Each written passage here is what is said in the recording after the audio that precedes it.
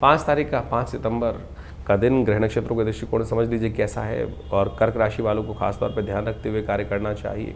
इन दिनों आपके लिए जो ग्रह योग बन रहे हैं वो कहीं ना कहीं आपके लिए खासतौर पर इस बात का ध्यान रखते हुए कार्य करने की ज़रूरत है कि कहीं ना कहीं थोड़ा परिवार में मतभेद उत्पन्न कर सकते हैं। आपका बोलना लोगों को खटक सकता है, इस बात का ध्यान रखना। आपने जैसे किसी को बता दिया भैया तू ये काम करने जा रहा है, या ऑफिस में या घर में, आपको जो दिखाई दिया समझ में आया अपने अनुमति के अनुसार से, और वो बात लोगों को खटक जाएगी, तुमने बद्दुआ दे दी, ऐसी बात हो सकती है। तो जिसको भी कुछ कहा जाए बहुत हिदायत के साथ कहा जाए, बहुत सावधानी के साथ कहा जाए। तो इस बात जब कोई पूछे तभी किसी को बताने की ज़रूरत है। अपने विचार का, अपने ज्ञान का स्वयं लाभ लेने का आपको प्रयास करना चाहिए, ये अच्छी बात रहेगी आपके लिए। तो इसको समझते हुए कार्य करें तो अच्छा है आपके लिए। तो ये ग्रहों का योग जो है ये हमने आपको समझाने का प्रयास किया। अब है शुक्र प्रदोष। इस दिन शुक्रवार और त्रयोदशी तिथि पड़ रही है शुद्ध रूप से। आमतौर पे तो आगे पीछे हो जाती है, इस दिन पूरी तरह से उदय तिथि भी त्रयोदशी है और शाम के समय सूर्यास्त के समय भी त्रयोदशी है। तो शुक्र प्रदोष बहुत शुद्ध रूप से व्याप्त है और इस दिन सांसारिक इच्छाओं को पूर्ति करने के लिए आपकी राशि के दृष्टिकोण से आपको क्या करना चाहिए?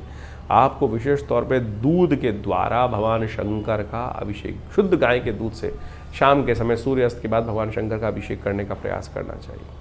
क्या होता है प्रदोष के समय? शास्त्र कहता है कि भगवान शंकर अपने गणों सहित पार्वती जी के साथ संसार का भ्रमण करते हैं और जो उनको आराधना करते हुए मिलते हैं उनको आशीर्वाद मिलता है अवश्य। ओम त्र्यंबकम यजामहे सुगंधिम पुष्टिवर्धनम उर्वारुकमिव बंधनान्।